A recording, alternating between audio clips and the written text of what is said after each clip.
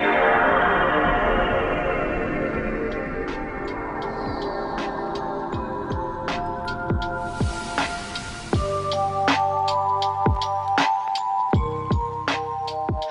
and welcome to GlitchCube, we're a gaming podcast, and each week we take a deeper look into the art of video games. As always, I'm Christian.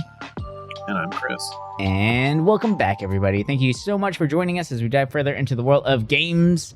This week we are going to be, just doing some quick little updates here. There's quite a few little titles that have caught our eye, and just see where we go, man. It's been a really interesting one for sure. There's some new games that are out there that have caught the attention of a lot of gamers out there, and we'll chat about those ones for a little bit too. It's going to be a lot of fun. But yeah, I don't know. You want to start us off with maybe like a quick little update on what you're doing before we get into some like newer titles, that kind of thing? Yeah, I little update.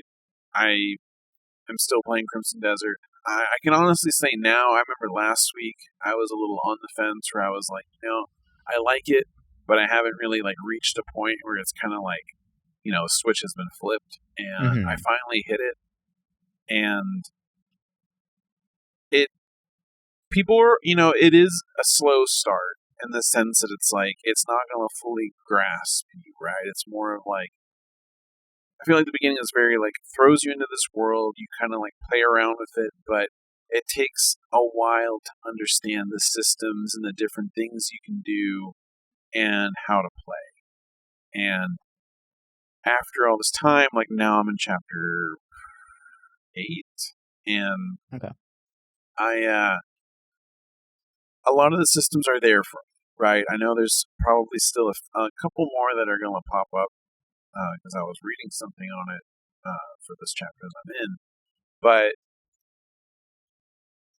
it's not so much the story that made that switch flip for me. It was more like, you know what? I just wanted to explore. And I looked up and I was like, what's a good sword to get? Because I felt like I was just kind of using the same dual wield that I wanted to do. And then I went all the way north in the map to a place I'd never been before. It was kind of hard for what I was doing. And I ended up getting the sword. And it's cool because it's power attack. You have like these little orbs that come out and home in on an enemy. Okay. So it's pretty powerful. And it's two-hander too, which is kind of cool. And I was like, oh man, I really like exploring like this. What's another thing I can get? So I just started thinking, like, I want to get cool-looking armor. So I set out to do that. And then I was like, I need some accessories. Did that. I'm going to all these places that I never really adventured out to because I was in that first region. Because you can literally I think I spent about 40 hours in that first region without really going out of it. And once I did that, I was like, oh man, this game is really cool. And the game does repeat itself a lot with like liberation stuff, and you can minimalize a lot of that where it's easy. But I don't know. It's for me, it's finally hitting the spot, and I'm really liking it. And I'm excited to keep going with it because I know kind of what's coming ahead, like some of the gameplay stuff. But I'm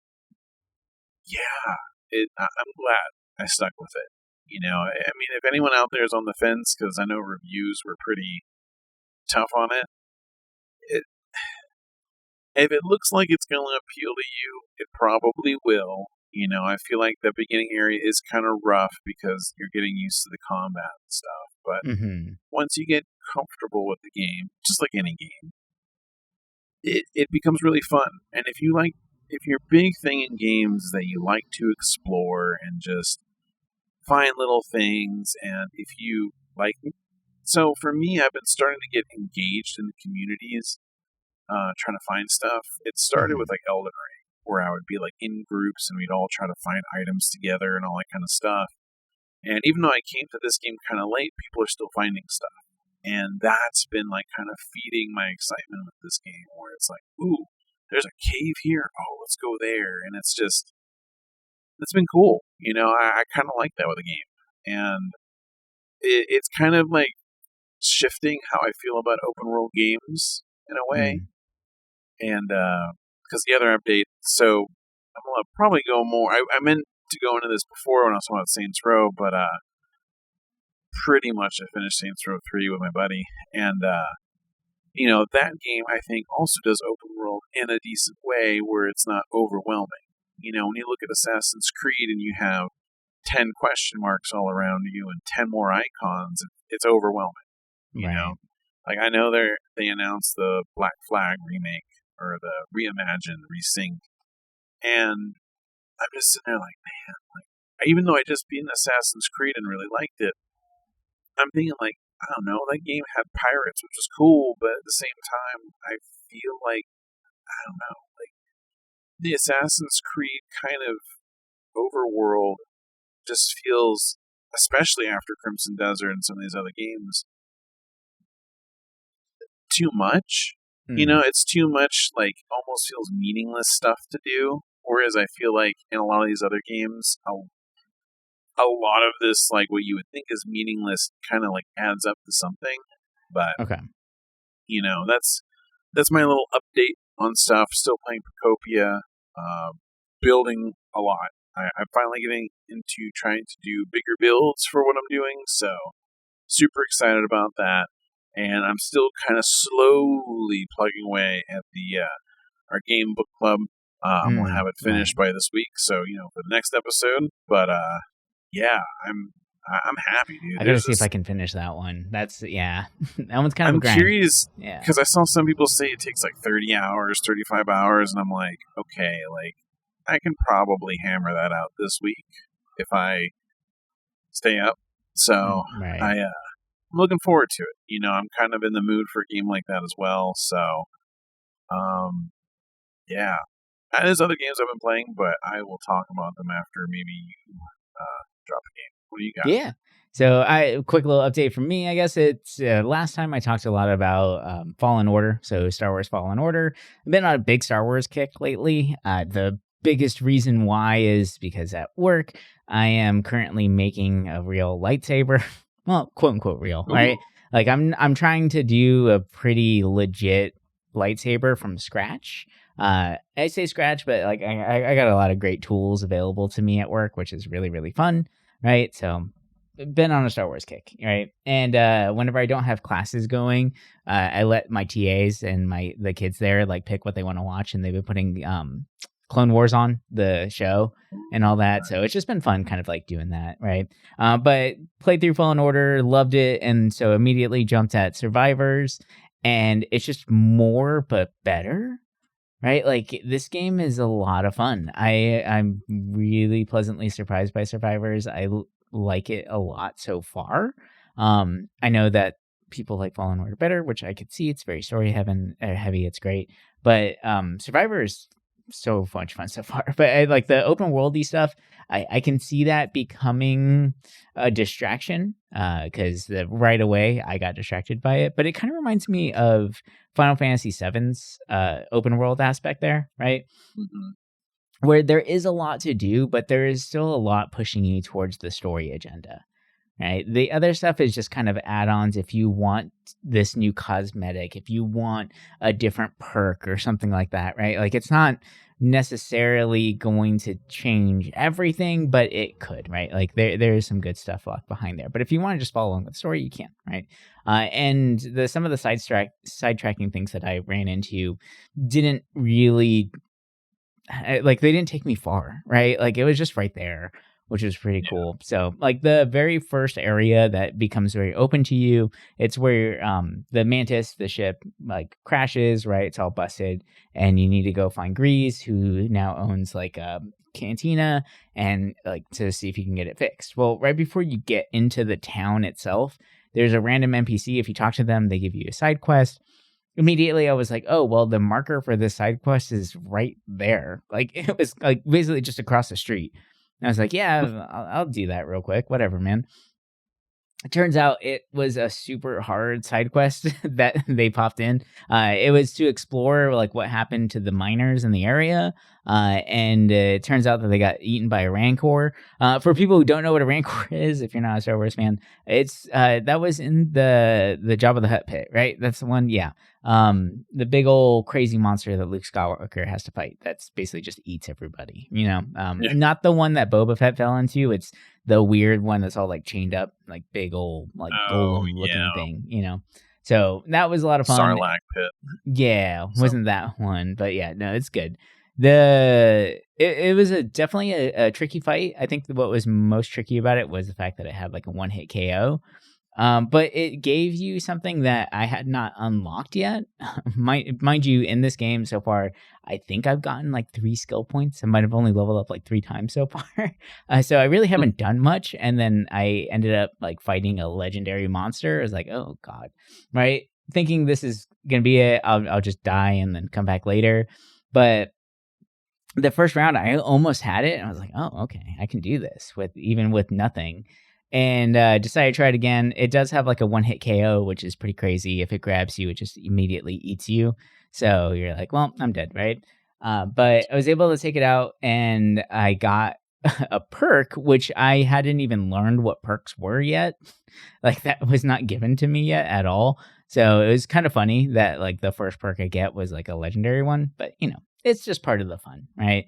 But I'm very excited. The world is beautiful to look at. Like, they really did some amazing stuff with it. I like the extra cosmetics that they put in too, where Cal, you can do like full beard, like they have different clothing options this time. The different cosmetics for BD are pretty awesome so far, where he even has like full different looks. Like one of the first ones you get is with like droid with no plating. So it just looks like crazy. Like you just see like the exoskeleton or the underskeleton of BD. But there's different like visors where you can make them look all like pissed off and stuff. Like I like those aspects. I think that is a lot of fun. So right now I think that's going to be like my feel good, like play for a couple hours kind of game throughout the weeks, and just kind of see where it goes. It's great. I don't think that I want to sit down and like really hammer this one out. I'm just kind of playing it because I'm enjoying being in the Star Wars universe again. So yeah, I'll just kind of keep that going. And, May 4th is right around the corner. New Mandalorian movie. Got the season finale of Maul coming up. New Star Wars game that got announced that I have a feeling is going to get shadow dropped on May 4th. But, yeah. No, that new Star Wars game looks amazing. I don't know if you've seen it yet, but it looks really, really good. The racing game? No. The XCOM one. Star Wars. I don't think I saw anything about that. Oh man, I know it exists, but I didn't look at like any kind of footage if there's any. Zero Company. It's on Steam right now, so you can actually check it out. It says coming soon, but I feel like it's gonna get shadow dropped. But it looks really, really good. If anyone is a fan of XCOM, this is XCOM, but Star Wars on like steroids. Like this looks pretty legit. Visual wise. So, and the fact that it's already on, they say there's a release date for 2026, but no one's really saying anything past that. I really do feel like with the drop of Mandalorian and the Shadow Lord Maul and all that stuff, like I think that they're gonna drop this thing this month. I would not be surprised if all of a sudden it's like on May 4th. Oh, by the way, play it now. Like I could see them doing something like that. Yeah, so they gotta catch on or capture that lightning. Everyone right now is all stoked about Mandalorian and Shadow Lord, so why not keep going with that? So, but no, Zero Company looks awesome. Definitely go check that out. It's on Steam right now. You can add it to your wish list. But yeah, I'm pretty excited to see where that one comes from or to see what comes out of it. Been wanting. Yeah, I saw the video. I think they put a new one out for the new Racer, and that looks really good too. That looks sick too. Yeah. And Survivor was cool. I'm glad you're liking it. And yeah, I know. I remember when I first played it, the open world thing kind of tripped me out, and I was like, I don't know if I'm gonna like this. And that first area, I'm just like, man, like it's too big, right? Right. Like any of those kind of games when you're used to more like a linear approach, you're like, oh god, like I don't know if I like this. This is too much. And then you get into it and you start going to other places and you're like, oh, this is actually kind of cool. Mm-hmm. And there's some really cool things you get into in that game that I really enjoyed. And I think while I like a lot of things about Fallen Order more, I think I genuinely had more fun in Survivor. Well, I like the more abilities that are in Survivor. And I really like that so many games that do sequels, you end up getting all of these abilities in the first one just to lose them all in the sequel to have to get them back. I like that in Survivor. It's just like, no, you're good. Right? Like, you can still do your double jump. You can do all this. You're just going to unlock different force abilities. That's fine, right? Like, yes, there's some like combat stuff that gets locked out, but they give you so much like variation in the combat that it doesn't feel like you really lost anything because you have so much more mobility, and they instantly give you the grapple hook. It's like right away. So it just adds even more mobility to the game. I like how fluid it is from that. And the fact that they didn't fall into the basic trope of, all right, new game, now you're back to square zero where you can only jump, like 6 inches off the ground or whatever the hell, right? Like, yeah. I hate that with sequels where it's like, oh, you forgot all your powers. And I know some games have tried to capitalize on that where it's like, oh, they suffered, they got a crash, so they forgot a lot of things. Now they got kicked in the face by a donkey, and now they're gone, right? Or it's like Mass Effect 2 had it where it was like, oh, you got to reconstruct it, so here's, blah, blah, blah. Like, it's a cool idea, but give me my powers, I guess that kind of stuff could make sense if it's like, oh, you woke up from hypersleep. It's like, well, all right, muscle fatigue, that kind of stuff, sure. But I feel like that shouldn't be, like, because so many of those games, especially, like, Metroidvania is all that stuff, right? Like, you don't get the double jump until so far in the game. Like, that should be something that, if that was an ability from the first game, that should be one of the first things given to you, right? Like, and, like, the designer should be designing new, interesting things to add on to the game, not just recycling the same old stuff and unlocking the same old stuff in a prettier world, right? Like, just because it's prettier doesn't mean that makes it a good sequel, if that makes sense. No, I agree. Yeah. But what about some new games? Let's stop talking about some old stuff. We talked about all this stuff last week, but we're still hooked on it. So okay. I know this is not new as in just came out, but it's new for me playing it, kind of. So this is a PlayStation 2 game, early release. And I remember getting this game from a Walmart in a clearance bin for it must have been $10. Dude, I miss those bins. 20 years ago. We need that back. We need greatest hits back. We need bargain bins. We need all that. These $70 games are killing me, man. Exactly. That's what we need. Well, you know what? Walmart does have decent clearance stuff. It's just you'll never get it in time before people buy it all. Like a lot of good games get knocked down to $10, sometimes $20. Like I just saw there was a notification for Stellar Blade being $20. I'm like, damn it, I would do it for $20. But Sky Odyssey is a really cool game. But so I picked it up and I tried playing it back in the day, and I was like, oh, this flying feels weird. It's not the Ace Combat or anything like that I know of, and I put it down.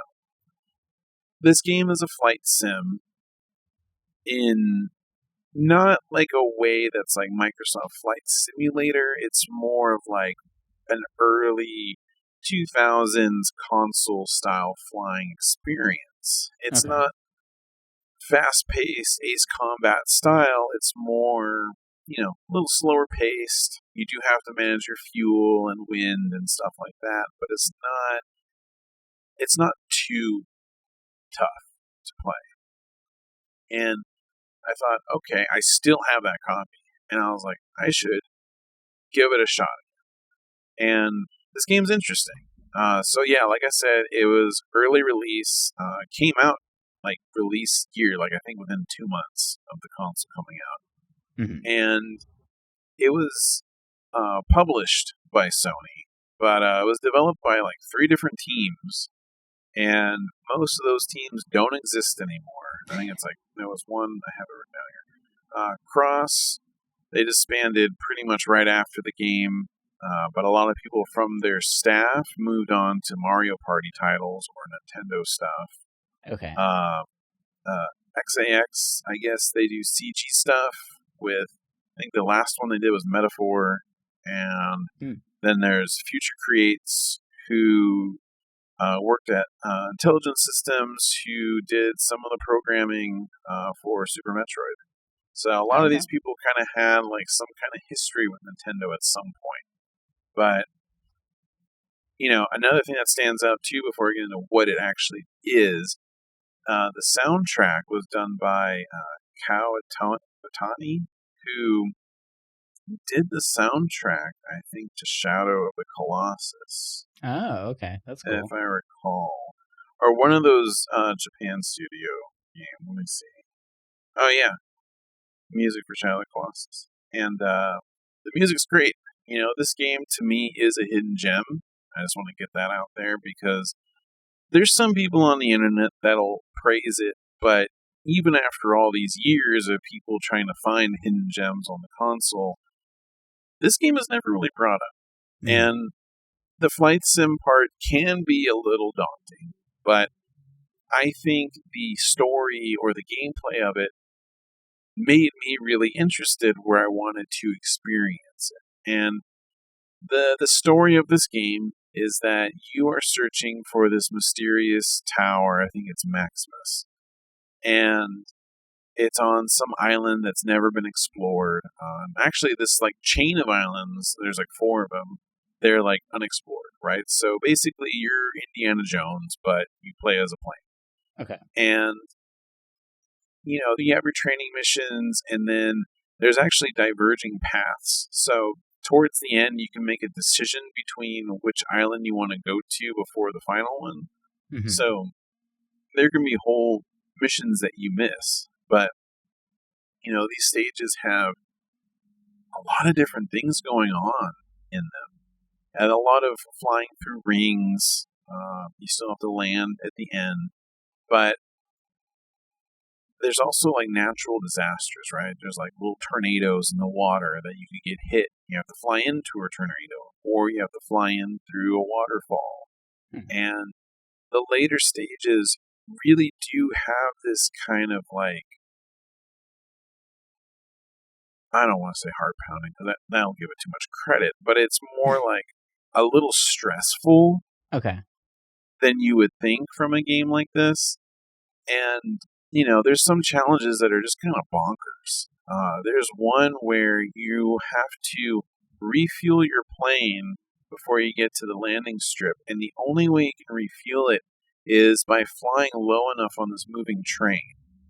And you have to basically keep your altitude right above this train, and it fuels your plane, and then you can make it to the landing strip. Or there's another one where you have to fly up this mountain, but the problem is you already are probably low on fuel by the time you get there, but the fuel is also weighing down. So what you have to do is you have to expel a lot of your fuel, because you can do that in this game, in order to be light enough to get up there. So you just piss out fuel just to make yourself lighter? It's you wouldn't expect this game to be having such deep systems like this, especially for a game so early on the console. But I don't know, this game is just awesome. I think, there's 18 missions, I think, somewhere around that. And there's different planes you can unlock. There's a lot of stuff you can do in this game. You can even do drawing in the sky. There's a mode you can unlock where it's cool. The smoke behind the plane, and there's parts you can unlock to customize to make your planes fly a little better. And for a game that even to this day is still very cheap to own, I think it's still under $15 to get that's not secondhand. It's awesome. If someone out there likes flying games and has access to, an emulator or the disc, I recommend it. I think it's a fantastic game, and it was kind of a good little break, from playing Crimson Desert, and it made me want to play more flight games. There's a lot of Ace Combat games I never played, so I really want to dive, honestly, into that franchise, because now I'm in the mood to fly. That's a genre I feel like I missed out on with flight sims. Yeah, because the only flying games I really ever got into were all those Star Wars Rogue Squadron, Starfighter, or shoot 'em ups, and that was about it. I kind of liked Microsoft Flight Simulator, but at the same time, I don't have the patience to be I'm flying from Texas to Belgium. like in the plane like that. But yeah, I don't know. I know Nintendo's going to announce a new Star Fox supposedly soon, so maybe that'll get my flying itch. But yeah, I think next up on my list, I'm going to try and get some Ace Combat games in because I don't know. After playing this, I know they're totally different games, but doing the cool stuff in this game made me want to play other flying games where you can get really crazy with. Because, yeah, like you said, I haven't played a whole lot, and I know there's a whole lot of games out there that kind of do that. Yeah, my uncle, every time I think about flight simulators, I think about my uncle. And that's all he did. Like he was doing the ones where like you were really flying a plane and it was real time and all that crap, right? Like it's like, oh, I got to go from Chicago to LA, right? And like he'll take off and then he just sets it on autopilot and then he comes back like a few hours later and lands the plane.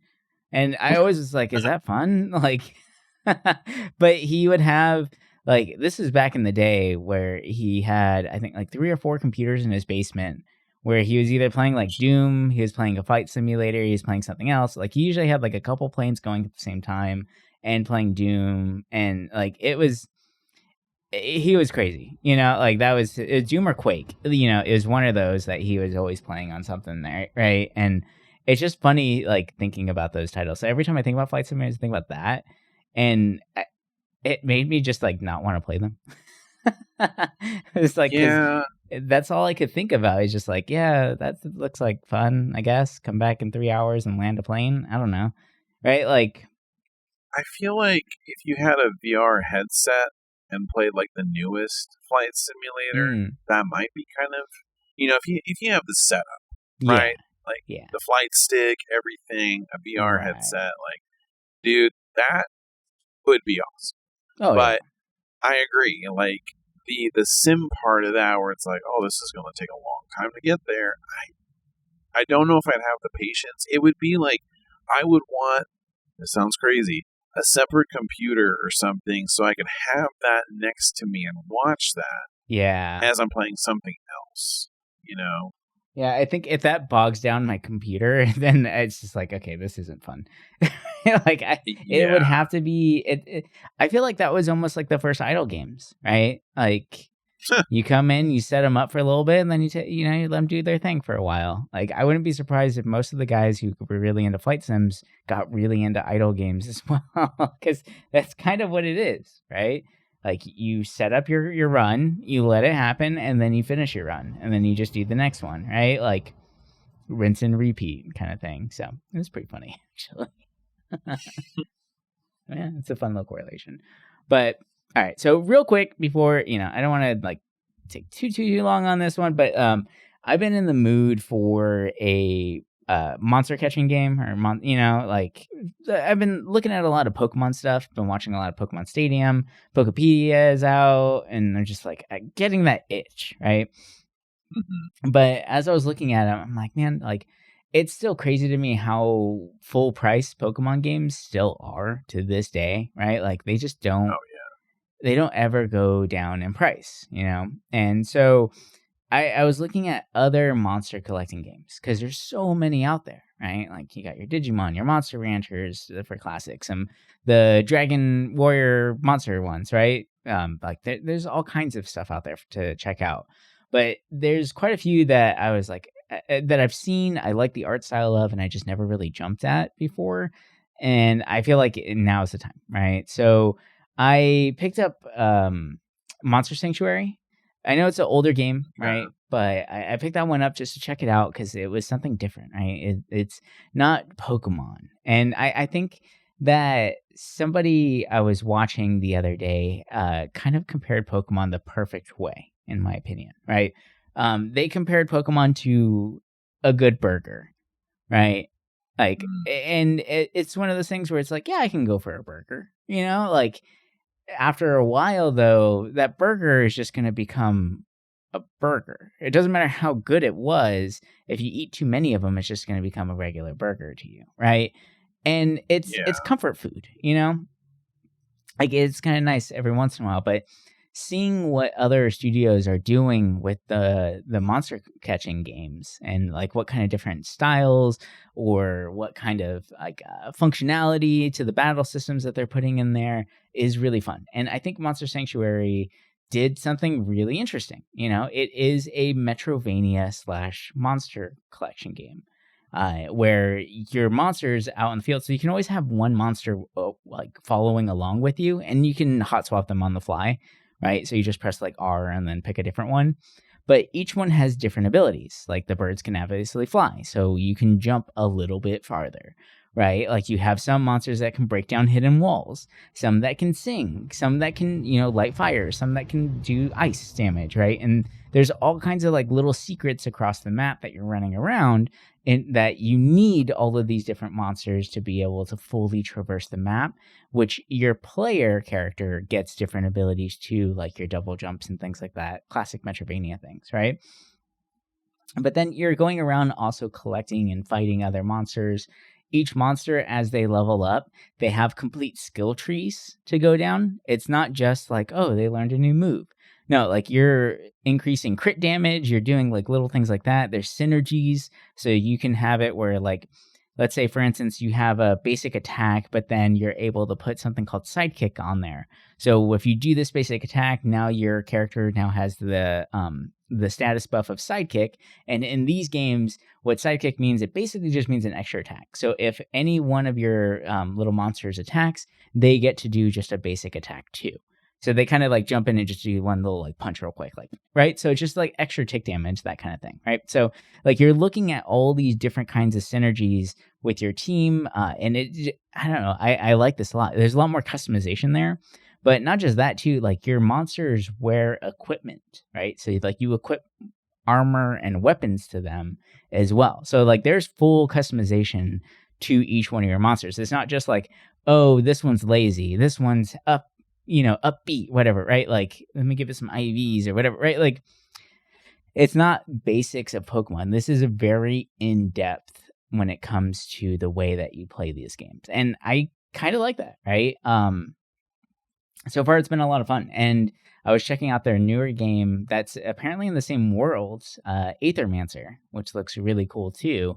It's another turn-based combat one, but it's more like roguelite-y. Yeah, so it's a roguelite this time instead of Metrovania, but it's apparently in the same world as well. They upped the art style of everything. Looks really cool, and that one also looks like a lot of fun. But I wanted to start with like the classic to kind of get into the world itself. For those of you guys who don't know about Monster Sanctuary, it looks like Terraria.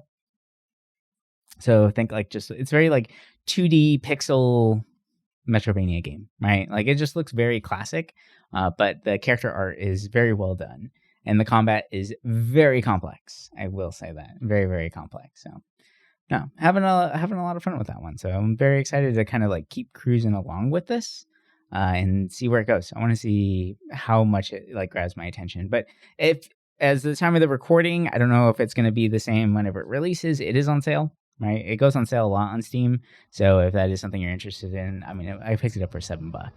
Like so, can't really beat that. It's not too bad. It's better than $60 or $40 Pokemon Red again, right? Like, yeah. So I remember seeing this game and thinking like the combat system. I was like, it just seemed like a lot of menus when I was looking at pictures. I'm like, I don't know about this, but I like how it does look like Terraria in a lot of ways. Like it is kind of a cool thing. There is a lot to balance at first, but then when you start getting into it, it's another one of those, right? Like you kind of have to look at it and balance out your mana, right? Each character has mana per turn based so they can do different attacks. For the most part, in the beginning, you'll never, because your mana replenishes each turn a little bit. I only have one character that I have to do just a basic attack every once in a while because I run out of mana. Right. But I will say that this game, it leans really heavy in support matters. Right. Like you can't really, I would not recommend just going in and just hitting attack over and over and over again. Right. Like you're not going to get anywhere. Like support buffs and debuffs play a very important part very early on, so that I do kind of like. So it's for more of the people who are like want something a little bit more, I guess, like a little more meaty, something more to like bite onto rather than just, I'm going to do Swift again, right? Like, okay. Or Charizard flamethrower. Oh, no shit. Right? Like, those kind of things. So that's what I'm digging in. So we'll see how far I go with that one. But yeah. But anyway, yeah, I think that's going to do it for us this week. You know, we talked a little bit longer than we usually do, but we have a lot of really fun games here, right, for to check out. There's a lot out there to play, a lot to see, and all that good stuff. And I think it would be next week that we're going to be talking about our game of the year, or not game of the year, our book club game of the month thing. Yeah, actually. Yeah. Cool. So just a little reminder for everyone, that was Lord of the Rings, The Middle Age. That is basically, think Final Fantasy X, but with Lord of the Rings. And your unlockables are clips of the movie, which is really weird and fun. So you can basically watch the entire movie while playing this game. It's probably kind of fun. Just a little reminder for everyone too, our episodes are going out onto YouTube as well. So if you know anybody, or if you prefer that platform to listen to these things, you check it out, right? GlitchCube on YouTube. Help us out. The more people that listen to on there, the more attention we get, all that good stuff, right? And this show has been growing, which we really appreciate. Numbers are going up. So thank you guys, because the only reason why that's happening is because you guys are talking about it. So thank you. We do very little advertisement for this or social media reach and all that good stuff. So it's really entirely because of you guys. So we really appreciate all of you for sticking around with us and listening to us ramble on about games and all that good stuff. But anyway, thank you again. Really appreciate it. But yeah, we'll talk to you guys next week with some more games and all that good stuff. But until then, bye for now.